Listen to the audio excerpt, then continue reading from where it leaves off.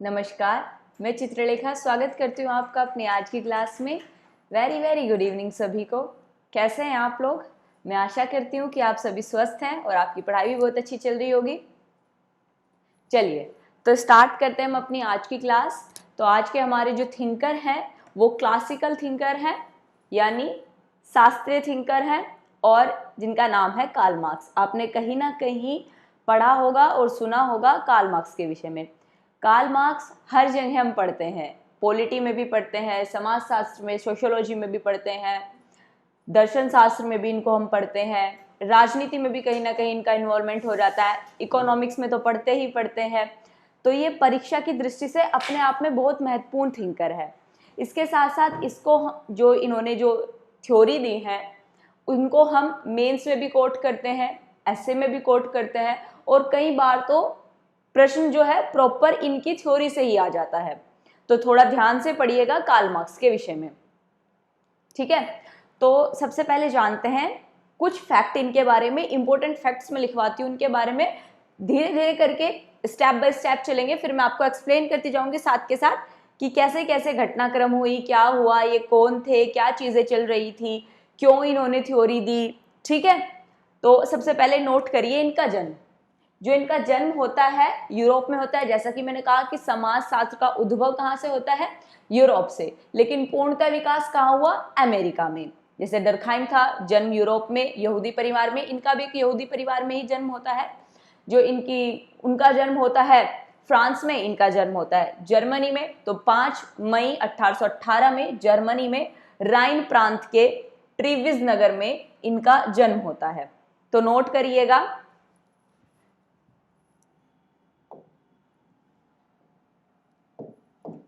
जन्म लिखिएगा।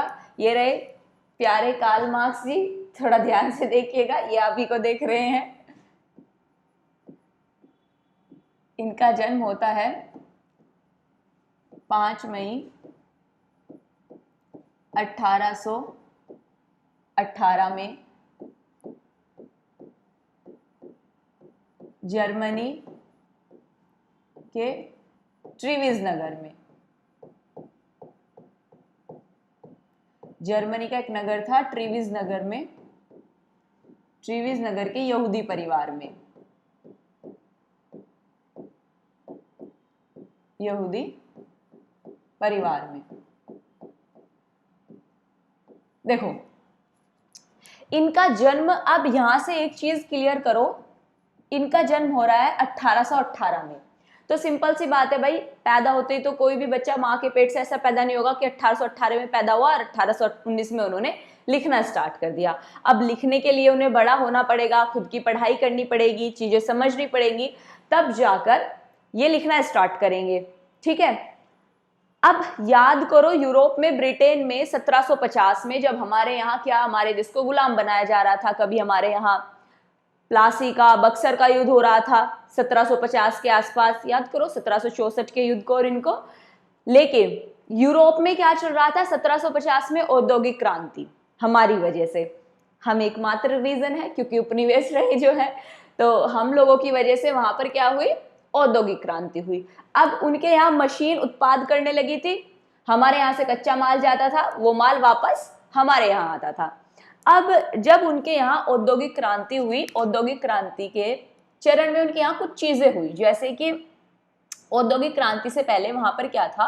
राजा, पोप, पादरी, सामंत और दास, ये 3 वर्ग थे।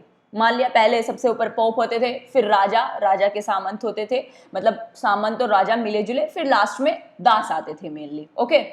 अब इस घटना के बाद वहां पर औद्योगिक क्रांति होती है, तो जो निचला वर्ग था, जो सेवक वर्ग था, उस सेवक वर्ग में भी 2 वर्ग थे। एक तो वे जो कृषि मजदूर दास थे, एक तरीके से, दास का कहने का मतलब मेरा यहाँ पर कृषि मजदूरों से है, ठीक है। और एक उनमें थोड़े अपर थे जो दुकान वगैरह व्यापार करते थे, जो समय के साथ साथ अपने यूरोप से निकले व्यापार के लिए, दूसरे देशों को ढूंढा और उनसे साथ व्यापार उन्होंने करना प्रारंभ किया। तो वहां पर क्या घटना हो रही है, ध्यान देना, ये घटना हो रही थी वहां पे, लेकिन 1750 में वहां औद्योगिक क्रांति हो जाती है। औद्योगिक क्रांति का मतलब ये है कि निचले वर्ग में जो दो वर्ग थे, एक तो दास कृषक थे, कुछ जो छोटे व्यापारी वर्ग थे, अब वे मालिक बन गए। मालिक कैसे? जब इंडस्ट्री आ गई, मशीनें आ गई, उनके पास पैसा आ गया, तो अब वे मालिक हैं। तो जब वे वहां के मालिक बन गए तो फिर उनके दिमाग में एक बात आई कि भाई अगर तुम सब मालिक बन जाओगे तो फिर से समाज वही रहेगा। अगर तुम एलीट क्लास में अब आए हो, तुम्हारे पास पैसा आया है, तो तुम निचले वालों को क्यों दोगे? तो उन्होंने ज्यादा से ज्यादा पैसे कमाने की होड़ में क्या किया, अपनी इंडस्ट्री लगाते थे, साइड में अपना घर बनाते थे इंडस्ट्री के पास में, वो लोग वहां रहते थे। और जो वर्कर्स होते थे उनके यहाँ कंपनी में काम करने वाले, उन्हें भी वर्कर्स होते थे, चाहिए होते थे, या तो वो उपनिवेशों से ले जाते थे बागों में काम कराने के लिए, फैक्ट्रियों में मजदूरी के लिए, या फिर वो अपने ही देश के जो गरीब वर्ग था, जो मजदूर वर्ग था, उनको बुलाते थे। एक इंडस्ट्री उनकी बस गई, एक साइड बड़ी बड़ी बिल्डिंग है, जैसे आप आज भी देखेंगे किसी इंडस्ट्री में, आप देखेंगे आज भी क्या होता है कि एक तरफ आपको बड़ी बड़ी बिल्डिंगें, अच्छे लोग दिखाई देंगे, एक तरफ आपको कहीं ना कहीं मलिन बस्ती दिखाई देंगी। और देखेंगे आप मलिन बस्ती जो होते हैं, अगर वर्तमान समय में देखेंगे तो वहां पर देखेंगे आप जो बच्चे होते हैं उनके पास आर्थिक स्थिति उनकी खराब है। वहाँ के जो लड़के हैं या तो जोमेटो में वर्क करते हैं या छोटे मोटे कहीं वर्कशॉप पे काम करते हैं, ढोल बजाते हैं, स्ट्रीट वर्कर्स होते हैं, कुछ इस तरह का काम करेंगे। जहाँ बड़ी बिल्डिंगें मिलेंगी आपको, वो मालिक होंगे कहीं ना कहीं के। तो सेम यही कंडीशन उस समय यूरोप में चल रही थी। यूरोप में ज्यादा बदतर हालत हो रही थी। यूरोप में अमीर वर्ग अमीर और ज्यादा होता जा रहा था और गरीब को सिर्फ इतना ही पैसा दिया जा रहा था कि वो सिर्फ अपना जीवन निर्वाह कर सके। तो ये कंडीशन चल रही थी। अब कार्ल मार्क्स का जन्म होता है उस मलिन बस्ती के अंदर, गरीब परिवार में जन्म होता है। तो ये कहीं ना कहीं देखते हैं कि भाई सामने वाले तो हमसे कुछ ज्यादा, मुझे लग नहीं रहा ज्यादा इंटेलिजेंट है, क्योंकि इंटेलिजेंट बच्चे पैदा हुए थे भाई, सिंपल सी बात है। कार्ल मार्क्स से थिंक कर रहे हैं तो दिमाग तो कुदरत ने बचपन से ही दिया होगा। तो ये बचपन से ही देखते थे कि अमीरों के बच्चे अच्छी अच्छी चीजें, कारों में बैठते, अच्छी अच्छी चीजें खेलते हैं, हमें कुछ मिलता नहीं है। तो इनका जो परिप्रेक्ष्य था वही चल रहा था। क्या हो रहा था कि 1750 में औद्योगिक क्रांति हो गई, तब से ये चीजें हुई। 1818 में इनका जन्म होता है। लगभग मान के चलो अगर इन्हों 20 साल के बाद भी इन्हें चीजें प्रॉपर समझ में आने लगी तो बात करेंगे हम 1828, 1838, 1840 के आसपास। तो 1840 में क्या हुआ, पूरे 100 साल हो गए थे औद्योगिक क्रांति हुए। तो औद्योगिक क्रांति के ना दुष्परिणाम सामने आने लगे थे। लोग समझने लगे थे कि भाई जो ये मालिक बने बैठे हैं ना, ये एक टाइम पर हमारे जैसे ही थे और इन्होंने दिमाग का इस्तेमाल करके ये मालिक बन गए और हम वहीं के वहीं रह गए। ठीक है, ये चीजें चल रही थी और इन चीज को ना एनालिसिस कर रहे थे इनके जैसे कुछ विद्वान कि भाई इन्होंने 100 साल पहले एक फैक्ट्री लगाई, ये मालिक बन गए, हमारे माता पिता वहां पर वर्कर्स रह गए। तो ये बैकग्राउंड में चल रहा था। सबसे पहले क्या आ रहा था, औद्योगिक क्रांति के दुष्परिणाम आ रहे थे। लोग बहुत ज्यादा बेचैन, फ्रस्ट्रेट हो रहे थे कि हम ही गरीब क्यों हैं, बाकी लोग गरीब क्यों नहीं, ये अमीर है तो इतने ज्यादा अमीर क्यों हैं, ये चीजें चल रही थी। दूसरा क्या हुआ था, पूंजीवाद व्यवस्था आ गई थी। पूंजीवाद व्यवस्था तो सिंपल सी बात है, जब औद्योगिक था पूंजीवाद व्यवस्था आनी थी। पूंजीवाद का मतलब क्या था, पूंजीवाद का मतलब था कि जो आर्थिक उत्पादन रहेगा उसमें सरकार तो हस्तक्षेप करेगी नहीं, सरकार तो कम से कम हस्तक्षेप करेगी। एकमात्र उद्देश्य रहेगा औद्योगिकरण का, पैसा कमाना। निजी स्वामित्व का अधिकार था। प्राइवेट जमीनें जो थी, सब अपनी अपनी जमीनें खरीदते थे, पैसा रखते थे। अमीरों के पास बहुत ज्यादा पैसा था। तो पूंजीवाद व्यवस्था थी पूर्णतः। तो ये चीजें दिख रही थी उनके बैकग्राउंड में कहीं ना कहीं कार्ल मार्क्स को। तो अब समझो उसके बाद जो ये थ्योरी देंगे, ये थ्योरी हर चीज में पूंजीवाद के अंगेज देंगे। हर चीज को अगर ये मानेंगे कारण कि समाज में कुछ भी हो रहा है सिर्फ पैसे के, आर्थिक प्रणाली के कारण हो रहा है। पैसा पैसा पैसा, कुल मिला के इनके लिए था कि जो कुछ भी है जीवन में आर्थिक प्रणाली पर ही बेस्ड है। कुछ भी परिवर्तन हो रहा है आर्थिक प्रणाली के कारण हो रहा है। इतिहास से लेके आज तक कुछ भी बदला है आर्थिक प्रणाली के कारण बदला है। कुल मिलाकर ये हर चीज को, जैसे दुर्खाइम हर चीज के केंद्र में समाज को रखते थे, ये हर चीज के केंद्र में आर्थिक प्रणाली को रखेंगे। हर चीज का अगर कंपेयर करेंगे, हर चीज की तुलना करेंगे, एनालिसिस करेंगे, किस बिहाफ पर, आर्थिक प्रणाली के बिहाफ पर, और हर चीज में पूंजीवाद की बुराई करेंगे, उसके नकारात्मक इंपैक्ट दिखाएंगे, उसके बारे में बताएंगे। इतना समझ में आ गया? That's it. अब पहले बात फैक्ट ये याद रखो। अब मैं धीरे धीरे इनके कॉन्सेप्ट बताना स्टार्ट करूंगी, तब एक एक चीज को एक्सप्लेन करूंगी। सेकंड स्टेटमेंट लिखो, मतलब सेकंड फैक्ट लिखो इनके विषय में। उन्होंने 1841 ईस्वी में दर्शन शास्त्र में डिग्री प्राप्त की। सेकंड में सारी चीजें नहीं लिखूंगी, मैं कुछ बोलूंगी, कुछ चीजें जो मुझे इंपॉर्टेंट लगती है वो नोट करती हूँ। तो लिखिए, इन्होंने जो डिग्री प्राप्त की थी दर्शन शास्त्र में, ईयर लिख लीजिए 1841 में। जैसा कि मैंने कहा कि 1840 के आसपास ये लिखना स्टार्ट यानी समझना, यानी सिंपल सी बात है 20 सालों बाद भाई बड़े हो गए। 1841 में इन्होंने दर्शन शास्त्र में डिग्री प्राप्त की। 1841 में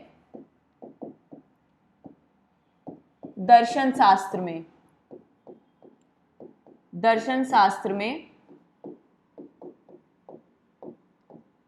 डिग्री प्राप्त की। ओके, नेक्स्ट फैक्ट लिखो इनके विषय में, लिख लीजिए। नेक्स्ट लिखिए, 1842 ईस्वी में राइन समाचार पत्र में लेखन प्रारंभ किया। 1842 में, यानी एक साल बाद ही ये आर्टिकल लिखना स्टार्ट करते हैं। 1842 में राइन समाचार पत्र में, राइन समाचार पत्र में लेखन प्रारंभ किया। अच्छा, जो ये लेखन प्रारंभ करते हैं, आर्टिकल प्रारंभ करते हैं, अब लिखेंगे तो वही जो सोचते हैं। सोचते क्या है? हर चीज आर्थिक प्रणाली पर बेस्ड है, जिसका भी जिम्मेदार है ये पूंजीवाद है। कुछ भी गलत हो रहा है समाज में, बुर्जुआ वर्ग कर रहा है, सरवारा वर्ग का शोषण हो रहा है। बुर्जुआ वर्ग इनका कहने का मतलब था अलीट क्लास, जो अमीर लोग हैं। सरवारा वर्ग यानी गरीब लोग, ठीक है। तो इन्होंने न्यूज़पेपर में भी आर्टिकल उसी विषय पर छापे। अब जो अमीर लोग थे उन्हें ये बात बुरी लग गई कि भाई ये ऐसा कैसे बोल सकता है हमारे विषय में, तुम्हारी सत्ता उखाड़ फेंकेगा, जिस हिसाब से इस इंसान के इतने खतरनाक विचार हैं। तो लोगों को बुरा लगना स्टार्ट लगा, उन्होंने इनका न्यूज़पेपर में आर्टिकल छपवाना ही बंद कर दिया। लेकिन कहते हैं ना कि सूरज कहीं भी उसे चमकने से कौन रोक सकता है, तो इन्हें चमकने से कोई कैसे रोक सकता था। हालांकि वो अलग बात है, ये पूरी जिंदगी आर्थिक तंगी में रहे, अपनी वाइफ के साथ भी इनके रिलेशन अच्छे नहीं रहे, और हमेशा जब तक ये जिए इन्होंने हमेशा पूंजीवाद की बुराई की। लास्ट में इनका आकर स्वास्थ्य भी खराब रहा, इनकी डेथ हो जाती है। बट इन्होंने, सोचो इनके विचार कितने रेलिवेंट है वर्तमान समय तक भी, कि तब से चले आ रहे हैं और अब तक हम इन्हें पढ़ रहे हैं। ठीक है, चलिए नेक्स्ट फैक्ट लिखिए। 1847 में ब्रेथसेज में, 1847 में, नेक्स्ट फैक्ट लिखो 1847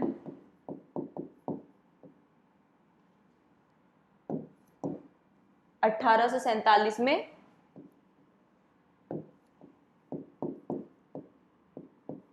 ब्रेसेट्स में,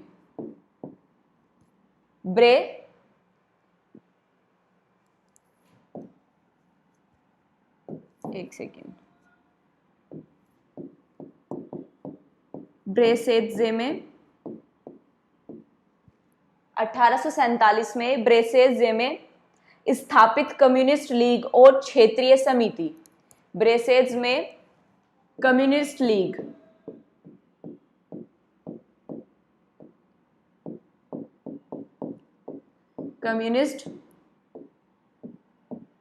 कम्युनिस्ट लीग और क्षेत्रीय समिति,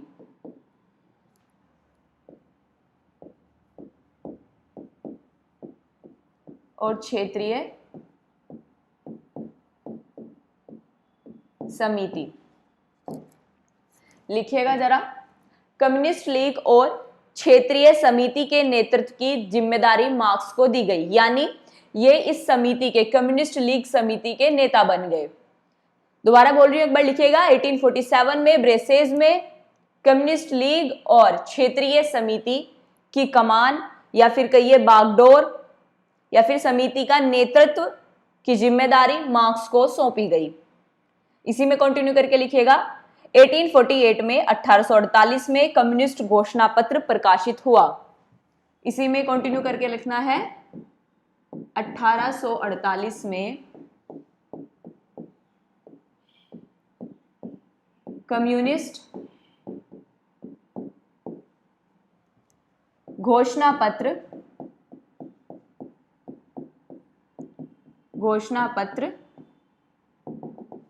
लिखिएगा। 1848 में कम्युनिस्ट घोषणा पत्र प्रकाशित हुआ।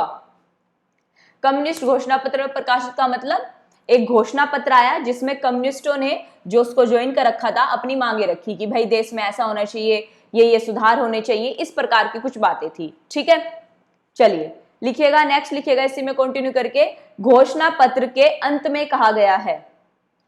ध्यान से लिखिएगा, घोषणा पत्र के अंत में कहा गया है। मेंस में तो आपके काम आएगा, नेट जरा फॉलो आप भी लिख लो, क्योंकि पूछा जा सकता है आपसे कि कम्युनिस्ट घोषणा पत्र किस वर्ष आया, और उसमें लाइन दे देंगे कि ये कम्युनिस्ट घोषणा पत्र किस वर्ष आया, या फिर ये लाइन कहां लिखी गई थी। लिखिएगा, जिसके अंत में कहा गया था कम्युनिस्ट क्रांति के डर से शासक वर्ग को कांपने दो। कहा गया था घोषणा पत्र में कि कम्युनिस्ट क्रांति के डर से शासक वर्ग को कांपने दो, शासक वर्ग को कांपने दो। ठीक है, नोट करिएगा कि कम्युनिस्ट क्रांति के डर से शासक वर्ग को कांपने दो। मजदूरों के पास खोने के लिए कुछ भी नहीं है, मजदूरों के पास खोने के लिए कुछ भी नहीं है सिवाय अपनी बेड़ियों के। मतलब वो ऑलरेडी इतने बेड़ियों में, जंजीरों में बंधे हुए हैं कि उनके पास अपनी बेड़ियों से खोने के अतिरिक्त कुछ भी नहीं है। मजदूरों के पास खोने के लिए कुछ भी नहीं है सिवाय अपनी जंजीरों के, जबकि जीतने के लिए उनके पास सारी दुनिया है। जीतने के लिए उनके पास सारी दुनिया है। Okay, done. ब्रैकेट बंद कर लीजिए, ये सब ब्रैकेट में लिख लीजिए। यानी घोषणा पत्र के अंत में कहा गया था कम्युनिस्ट क्रांति से शासकों को डरने दो, मजदूरों के पास खोने के लिए कुछ भी नहीं है सिवाय उनकी बेड़ियों के, परंतु जीतने के लिए उनके पास सारी दुनिया है। मार्क्स ने कहा क्रांति इतिहास का इंजन है। नोट करके लिखिएगा, मार्क्स ने कहा है क्रांति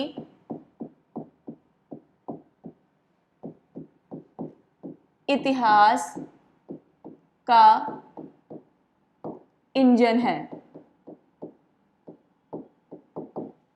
चलिए, वास्तविकता में क्रांति का मतलब होता है, जब क्रांति का अर्थ होता है आमूल चूल परिवर्तन व्यवस्था में, जब पूर्णतः एक तरीके से व्यवस्था बदल जाए, हर चीज बदल जाए, आर्थिक चीजें बदल जाए, राजनीतिक व्यवस्था बदल जाए, वही क्रांति कहलाती है। मार्क्स ने कहा था, हालांकि हम डिटेल में बातें पढ़ेंगे पर समझ लीजिए उनका क्रांति का तात्पर्य क्या था। मार्क्स ने कहा था कि दो वर्ग हैं, एक वर्ग है एलीट क्लास जिसे उन्होंने कहा था बुर्जुआ वर्ग, बुर्जुआ वर्ग,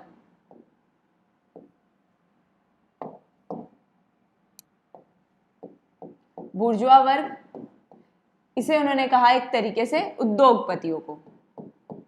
ध्यान से सुनिएगा, अगर ये चीजें आप समझ गए ना तो आपको उनके बहुत सारे कॉन्सेप्ट समझ में आएंगे।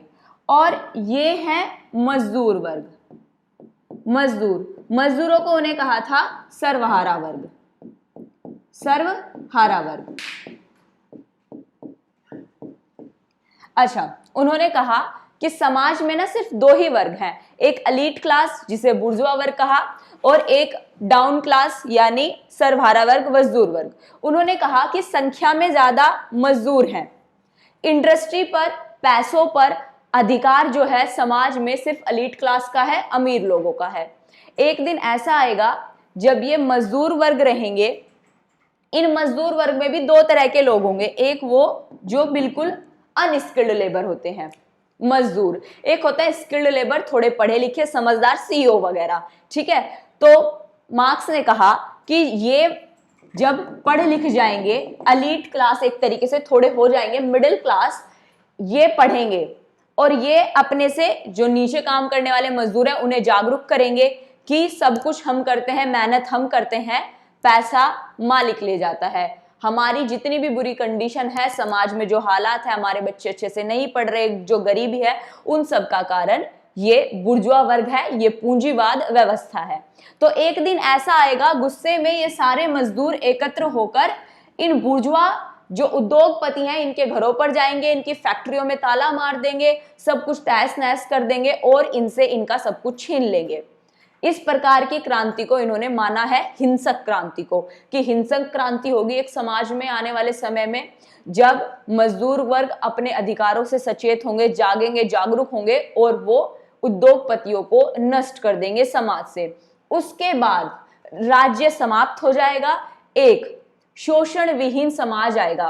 भाई ये भी तो पूछना जरूरी था ना कि चलो ठीक है मजदूरों ने मालिकों को मार दिया, उसके बाद क्या होगा, समाज में तो अराजकता फैल जाएगी। इन्होंने कहा नहीं, अराजकता नहीं फैलेगी समाज में। समाज में क्या होगा, सब बराबरी पर आ जाएंगे, फिर जो जमीनें होंगी, फैक्ट्रियां होंगी, सबकी होंगी, सब बहुत प्यार से काम करेंगे, कोई एलिट क्लास नहीं होगी, ना कोई गरीब क्लास होगी, सब इक्वली काम करेंगे, सबके पास समान अधिकार होंगे, सबके पास बराबरी की जमीन होगी, ना राज्य रहेगा, किसी चीज की जरूरत नहीं होगी, ना राजा ना पादरी, कोई नहीं होगा, राज्य विहीन समाज होगा, शोषण नहीं होगा, शोषण विहीन समाज होगा, सब भाईचारे से रहेंगे, अच्छे से कार्य करेंगे, ये कहा। तो बाद में जाके बहुत सारे विद्वान इनकी इस चीज पर आलोचना भी करते हैं कि ऐसा नहीं होगा, इस प्रकार की क्रांति नहीं होगी, ये सिर्फ एक आदर्शवादी बात है, कुछ इस तरह की बात कही। लेकिन उस समय में ये कॉन्सेप्ट देना अपने आप में बहुत बड़ी बात थी। हो सकता है क्या पता बुर्जुआ वर्ग ने इन्हीं की थ्योरी सुनकर चीजें अपनाई, एक्सेप्ट किया कि नहीं भाई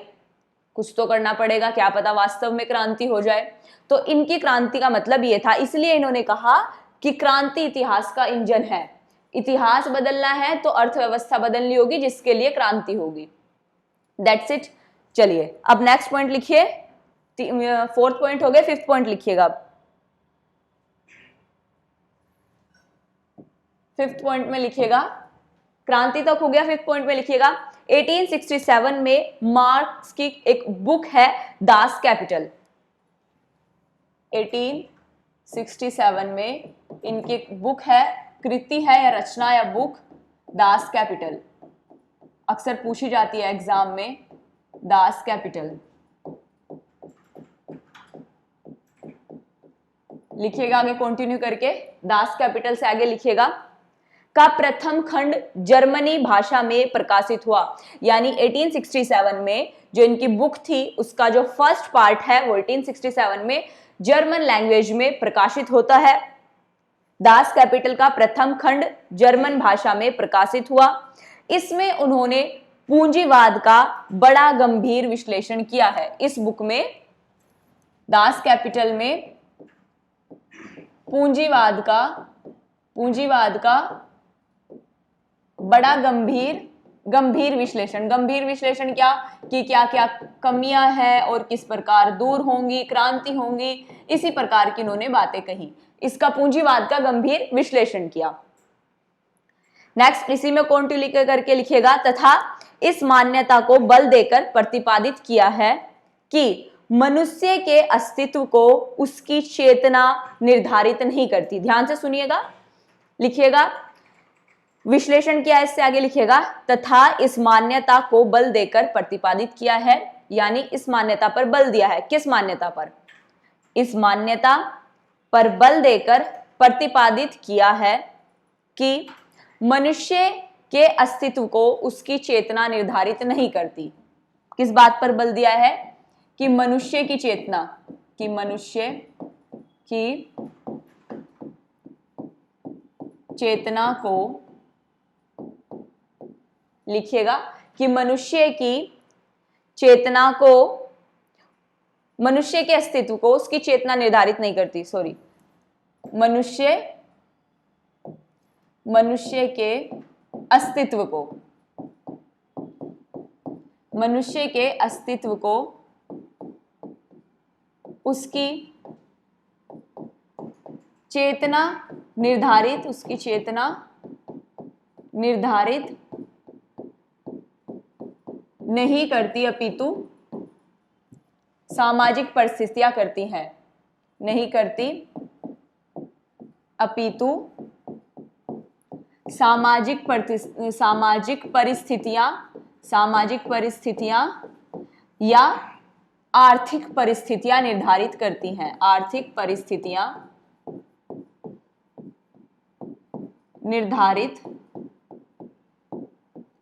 निर्धारित करती हैं।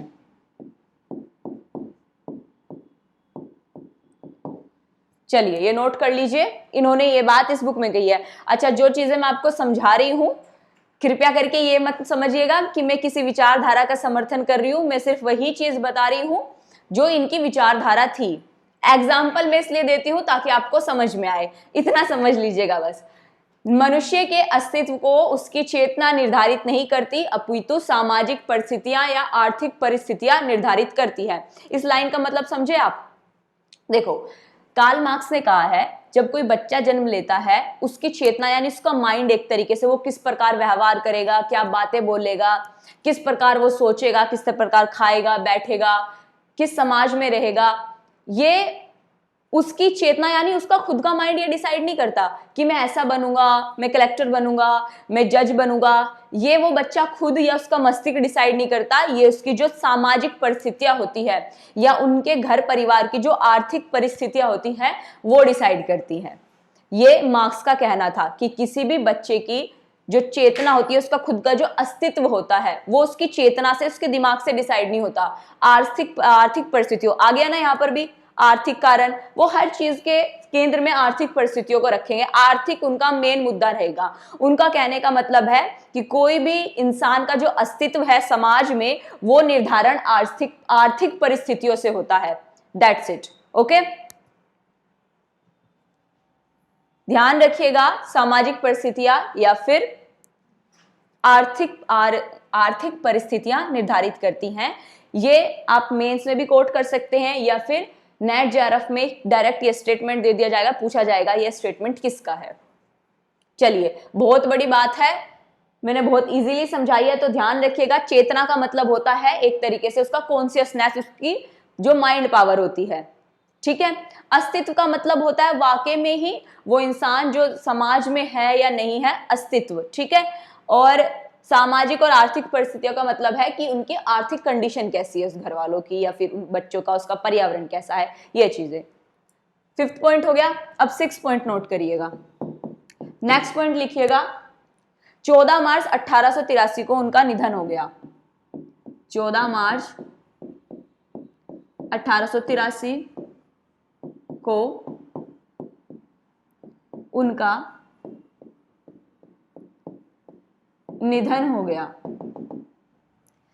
ठीक है।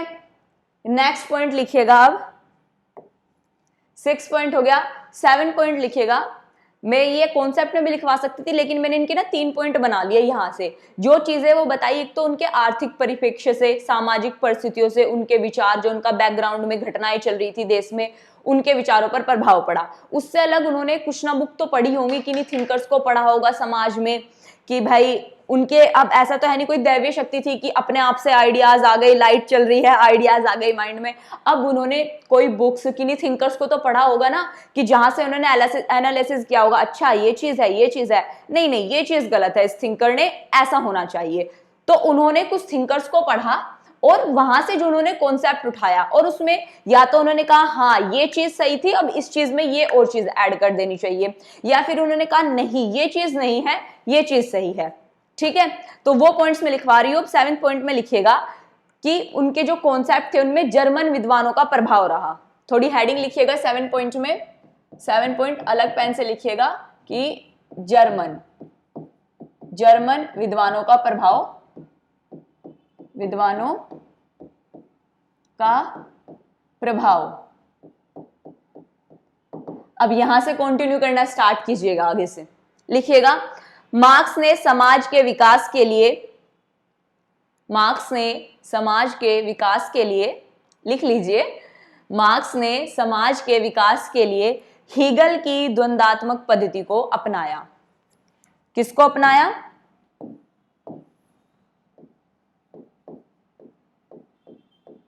हीगल की द्वंद्वात्मक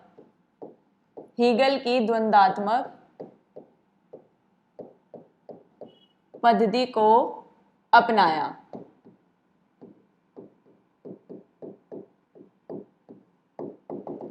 चलिए लिखिएगा, जर्मन विद्वानों का प्रभाव, उसी में ही कंटिन्यू करना है आपको। मार्क्स ने समाज के विकास के लिए समाज के विकास के लिए हीगल की द्वंद्वात्मक पद्धति को अपनाया। ये द्वंद्वात्मक पद्धति क्या है और हीगल की क्या थी वो मैं आपको नेक्स्ट उसमें बताऊंगी, जब हम इनका कॉन्सेप्ट करेंगे प्रॉपर द्वंद्वात्मक का, तब मैं आपको ये क्लियर करूंगी। फिलहाल लिख लीजिए। नेक्स्ट, उन्होंने युवा हीगलवादी फायरबाख से भौतिकवाद का विचार लिया। दो थिंकर थे जर्मन के, एक तो हीगल से द्वंद्वात्मक पद्धति उठाई, एक इन्होंने फायरबाख से, लिखिएगा, एक दूसरे थिंकर थे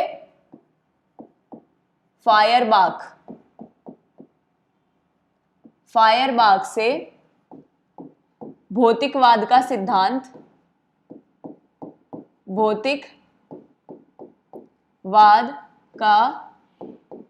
सिद्धांत अपनाया। अच्छा, जो ये द्वंद्वात्मक है और ये भौतिकवाद है, ये दोनों है क्या, इनको अंडरलाइन कर लीजिए। इनको मैं अभी आपको आगे आने वाले कॉन्सेप्ट में समझाऊंगी। भौतिकवाद और द्वंद्वात्मक, मेन खेल यही है, ये समझ में आने चाहिए ये चीज क्या है।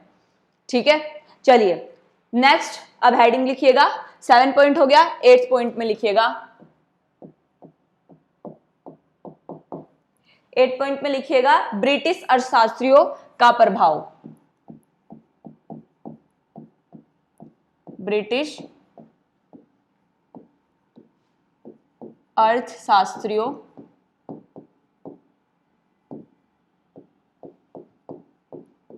का प्रभाव।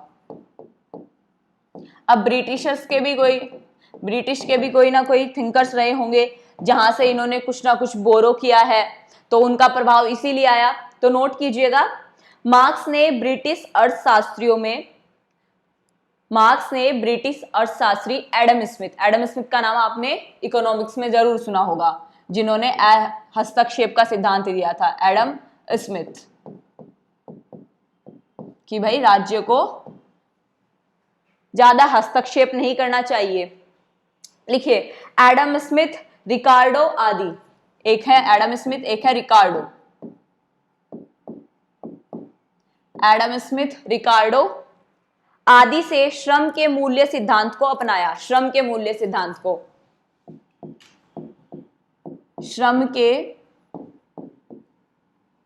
सिद्धांत, ये भी हम आगे पढ़ेंगे कि श्रम का मूल्य सिद्धांत क्या है। श्रम के मूल्य सिद्धांत को अपनाया। इसी श्रम के मूल्य सिद्धांत के आधार पर इन्होंने अधिशेष मूल्य सिद्धांत प्रस्तुत किया। यानी इन्होंने देखा कि भाई एडम स्मिथ ने, रिकार्डो ने एक सिद्धांत बताया है जिसका नाम है श्रम का मूल्य सिद्धांत। उन्होंने उसे पढ़ा और अपनी चीजें एनालिसिस की, विश्लेषण किया, और उसके बाद इन्होंने अपना एक कॉन्सेप्ट दिया सरप्लस प्रोडक्शन का, अधिशेष मूल्य का। तो ध्यान रखिएगा, अधिशेष मूल्य का सिद्धांत दिया था किसने? कार्ल मार्क्स ने। अधिशेष, ये क्या है अधिशेष मूल्य का सिद्धांत, ये मैं आपको पढ़ाऊंगी। प्रॉपर एक हेडिंग बनेगी और इसमें हम पढ़ेंगे कि अधिशेष मूल्य का सिद्धांत क्या है। जिनको मैं ब्रैकेट में कर रही हूं, ये कहीं ना कहीं कार्ल मार्क्स के टॉपिक भी हैं जिन्हें हमें पढ़ना है। द्वंद्वात्मक, भौतिकवाद, अधिशेष मूल्य का सिद्धांत। लिखिएगा, मैं दोबारा रिपीट कर रही हूं ब्रिटिश अर्थशास्त्रियों का, एक बार सुनिएगा ध्यान से। मार्क्स ने ब्रिटिश अर्थशास्त्रियों एडम स्मिथ, रिकार्डो आदि से श्रम के मूल्य सिद्धांत को अपनाया। इसी श्रम के मूल्य सिद्धांत के आधार पर उन्होंने अधिशेष मूल्य का सिद्धांत प्रतिपादित किया। ओके, चलिए नेक्स्ट हेडिंग डालिए 9, फ्रेंच अर्थशास्त्रियों का या फ्रेंच समाजवादियों का चिंतन का प्रभाव। नेक्स्ट आएगा जो फ्रांसीसी थे, फ्रेंच, अच्छा ये अर्थशास्त्री थे, ये विद्वान थे जर्मन, तो ध्यान रखिएगा। अब आ रहा है फ्रेंच समाजवादियों का, फ्रेंच समाजवादियों का प्रभाव। ओके, अब इसमें लिखिएगा, फ्रांस में सेंट साइमन चार्ल्स फियरे। लिखिएगा, फ्रांस में Saint Simon Charles, Saint Simon Charles, Saint Simon Saint Simon Charles Fourier,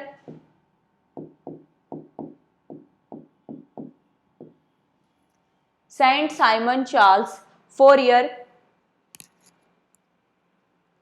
आदि चिंतकों से समाजवाद का प्रतिपादन किया था, जिन्होंने आदि चिंतकों ने समाजवाद का प्रतिपादन किया था, उसका स्वरूप यद्यपि काल्पनिक था। यानी इन लोगों ने, सेंट साइमन चार्ल्स फोरियर ने, इन्होंने समाजवाद का कॉन्सेप्ट दिया था और जो इनके समाजवाद का कॉन्सेप्ट था वो काल्पनिक था, इमेजिनरी था। लिखिएगा, दोबारा से रिपीट कर रही हूं। फ्रांस में सेंट साइमन चार्ल्स फोरियर आदि चिंतकों ने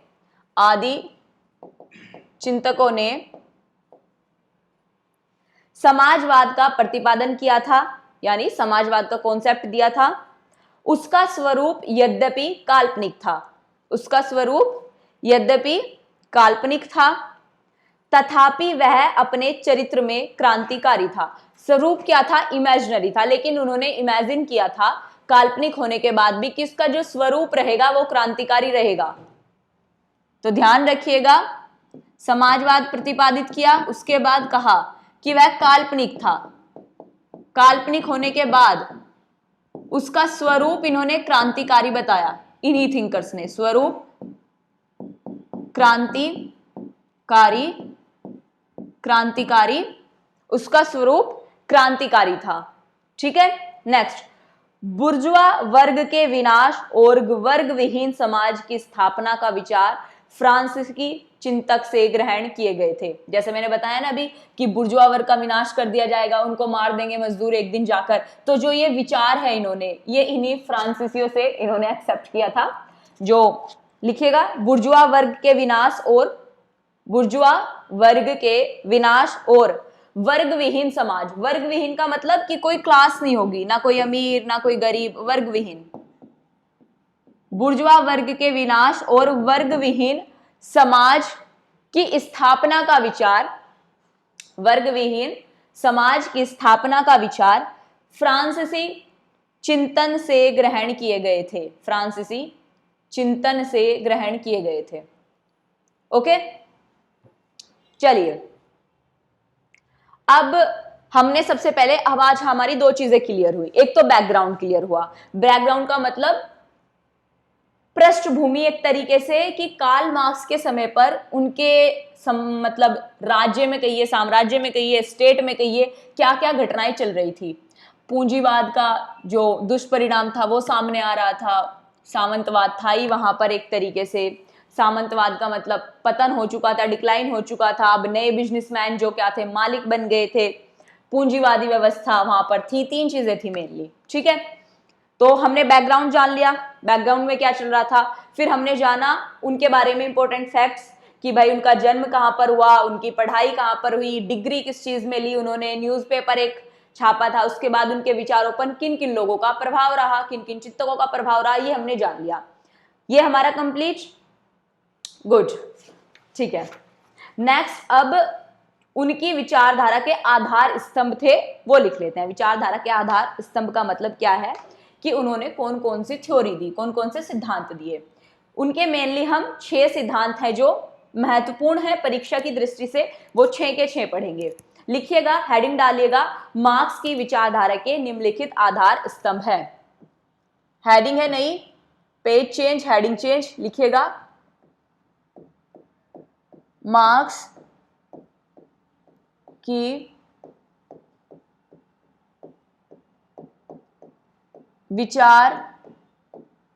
विचारधारा के निम्नलिखित आधार स्तंभ। निम्नलिखित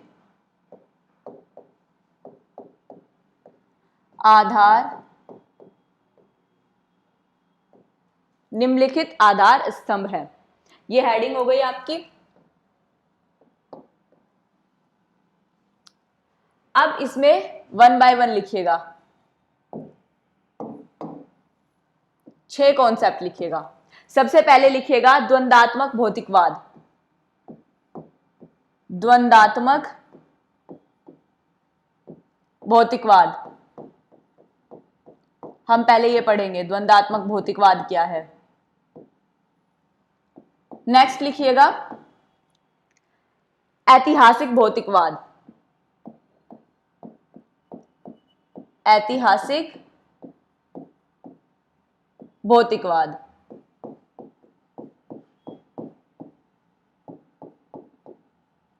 नेक्स्ट लिखिएगा अधिशेष मूल्य का सिद्धांत।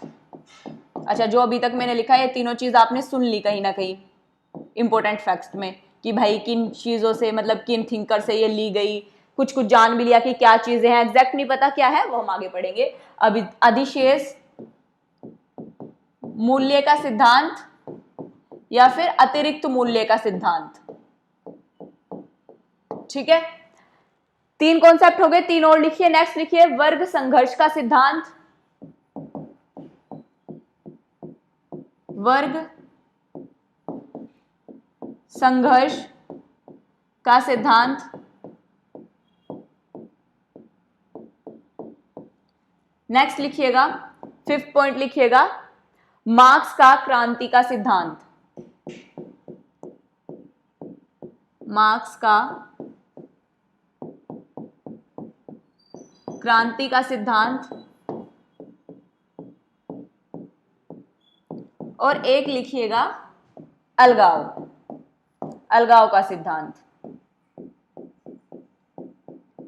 अच्छा, उन्होंने ये 6 कॉन्सेप्ट दिए हैं, लेकिन एक चीज ध्यान रखिएगा, जब हम इन 6 के 6 कॉन्सेप्ट को पढ़ेंगे इनमें एक चीज कॉमन होगी, और वो कॉमन क्या होगी? आर्थिक प्रणाली, आर्थिक परिस्थितियां, मेनली पैसा।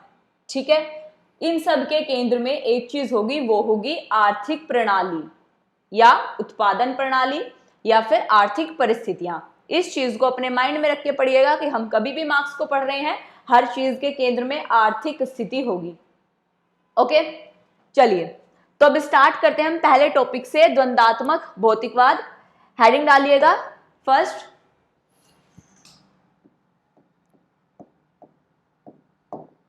द्वंद्वात्मक भौतिकवाद। लिख लीजिए, और लिखते लिखते ही मैं पहले लिखवा देती हूं, एक पैरा है, छोटा सा पैरा, उसे लिखवा देती हूं, उसके बाद फिर मैं समझाऊंगी, फिर बाकी चीजें इसमें लिखेंगे। ओके, चलिए लिखिए इसमें जरा एक बार। द्वंद्वात्मक भौतिकवाद 2 शब्दों से मिलकर बना है। द्वंद्वात्मक भौतिकवाद 2 शब्दों से मिलकर बना है। इसमें प्रथम शब्द द्वंद्वात्मक,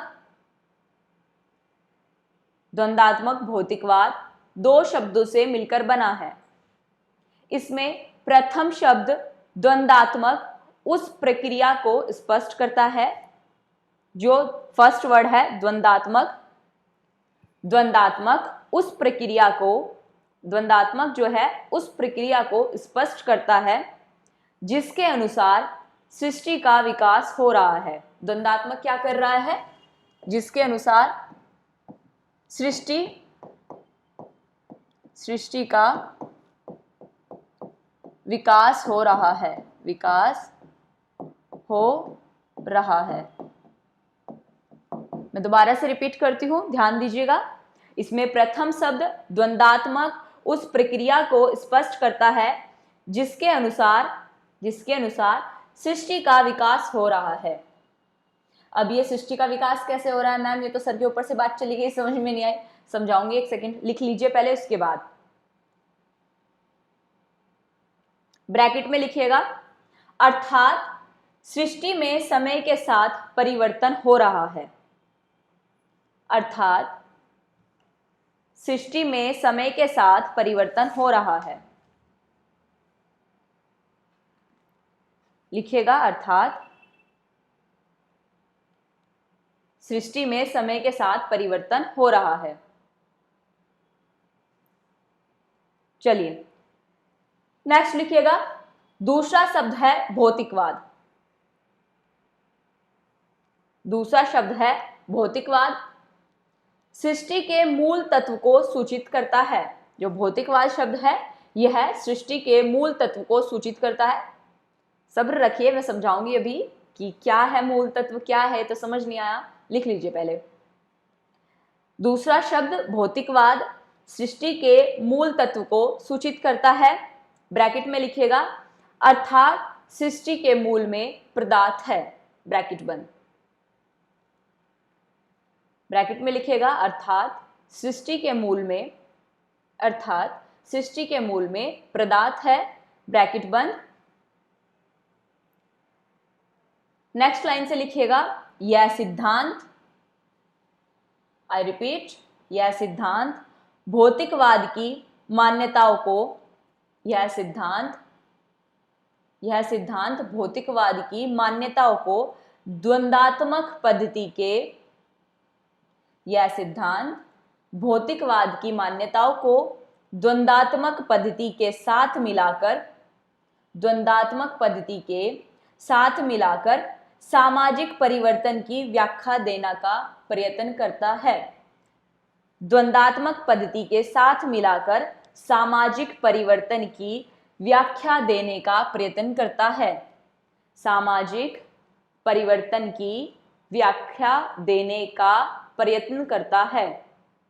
ब्रैकेट में लिखिएगा द्वंद्ववाद हीगल, द्वंद्ववाद डैश हीगल, कोमा भौतिकवाद डैश फायरबाख।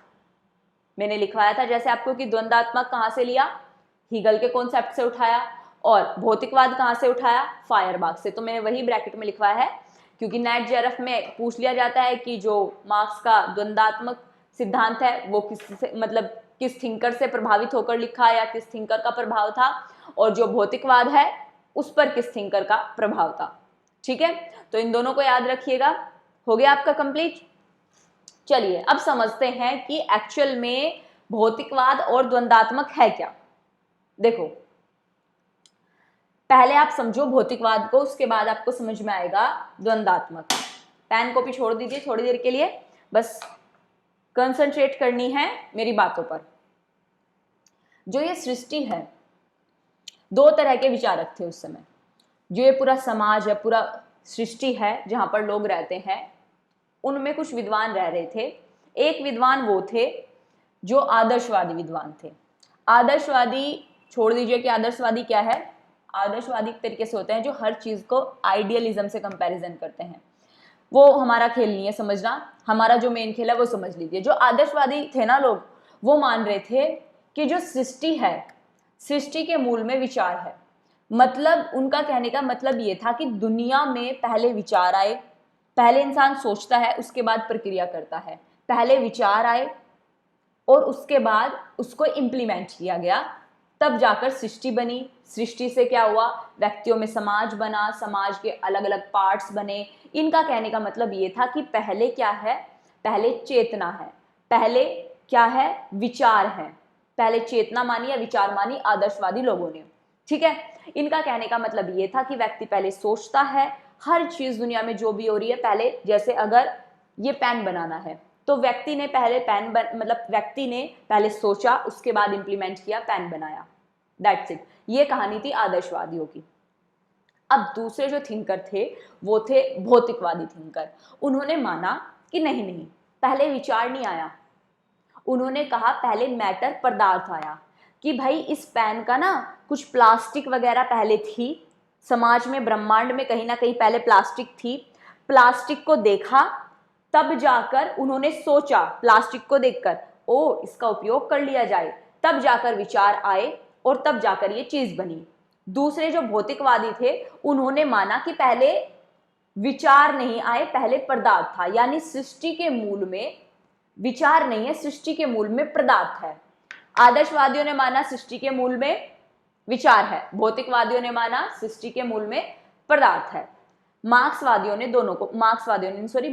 दोनों को पढ़ा। मार्क्स ने यह भी पढ़ा कि आदर्शवादी कह रहे हैं विचार आए, मार्क्स ने यह भी पढ़ा भौतिकवादी कह रहे हैं पदार्थ आया। मार्क्स को सही लगा कि भौतिकवादी सही कह रहे हैं। इन्होंने माना कि समाज में पहले पदार्थ है, मतलब एक तरीके से सृष्टि के मूल में पदार्थ है, उसके बाद विचार। समझ गए आप भौतिकवाद क्या है? भौतिकवाद का मतलब होता है एक तरीके से कि जो सृष्टि के मूल में है पदार्थ है, हर चीज पहले वस्तु के रूप में मानी, उसके बाद विचारों के रूप में मानी। Got it? भौतिकवाद क्लियर? इतना समझ लीजिए, और डीप लिखवाऊंगी, एक्सप्लेन करूंगी तब और अच्छे से समझ में आ जाएगा। कॉन्सेप्ट क्लियर हुआ? भौतिकवाद का मतलब सृष्टि यानी जगत का, ये सृष्टि के मूल में पदार्थ या मैटर है, पदार्थ है, मूल में पदार्थ है, यही एक्सेप्ट किया मार्क्स ने। अब समझते हैं द्वंद्वात्मक क्या है। द्वंद्वात्मक का मतलब होता है कि द्वंद्व होना, कि जैसे भाई ये पेन है, पहले ये पेन बना, पहले कैसा पेन था, शायद यहाँ पे नहीं रखा, आपने देखा होगा किसी और टीचर्स के यहाँ देखा होगा, आपने पढ़ा हो एक प्लास्टिक का पेन आता है, ये मेटल का पेन है। तो पहले क्या था, प्लास्टिक का पेन बना, उसके बाद क्या हुआ, उनको लगा, विद्वान मतलब जिन्होंने बनाया होगा, इंजीनियर्स को लगा कि ये ना पेन प्लास्टिक का है, इसको क्यों ना मेटल का बना दिया जाए। अब उन्होंने ऐसा क्यों सोचा, उन्हें लगा इसमें कुछ कमी है, तब उन्होंने आइडिया आया कि इस चीज में तो कमी है, इसे परफेक्ट करने के लिए हम दूसरी चीज बना देते हैं। यही द्वंद्वात्मक सिद्धांत का मेन कोर है।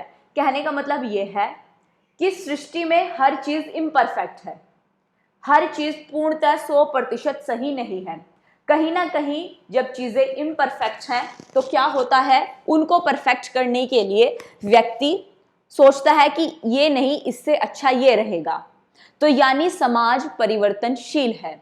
कि भाई अब परिवर्तनशील क्यों है, क्योंकि पहली चीज में कमी होती है, वो इम्परफेक्ट है, उसे परफेक्ट बनाने के लिए उसमें भी कमी रह जाती है, तो और परफेक्शन के साथ काम किया जाता है।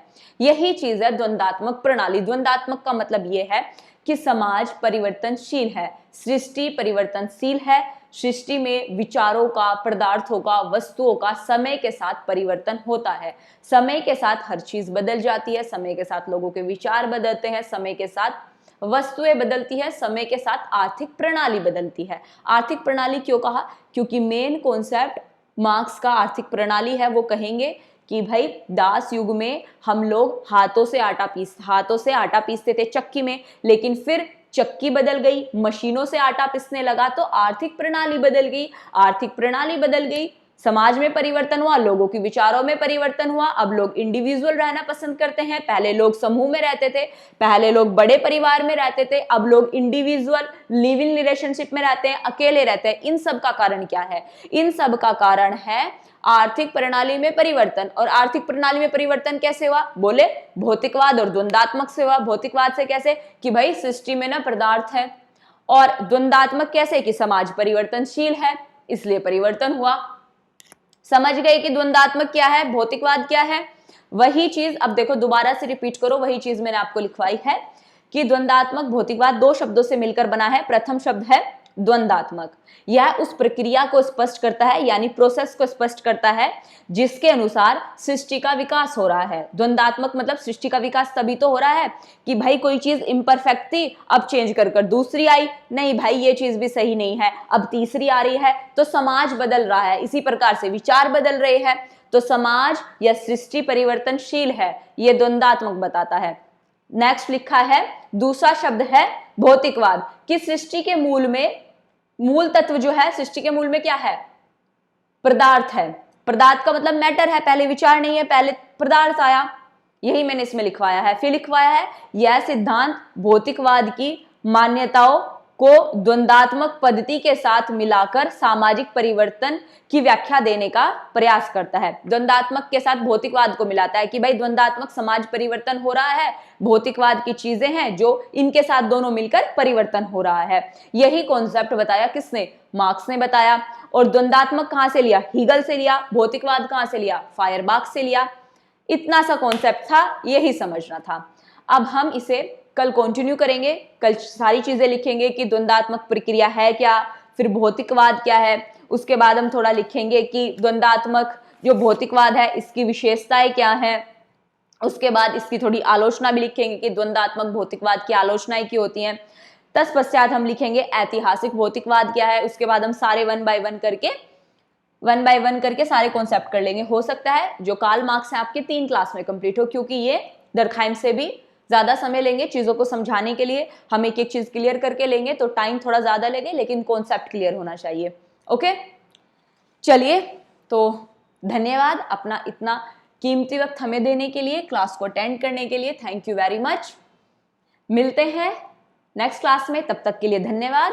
और आपके फीडबैक जो भी हमें मिलेंगे कमेंट बॉक्स में कमेंट करना मत भूलिएगा। हम प्रयास करेंगे कि आप जिस प्रकार से चाहते हैं उस प्रकार से क्लास में परिवर्तन किया जाए। Thank you very much, take care, अपना ध्यान रखिए।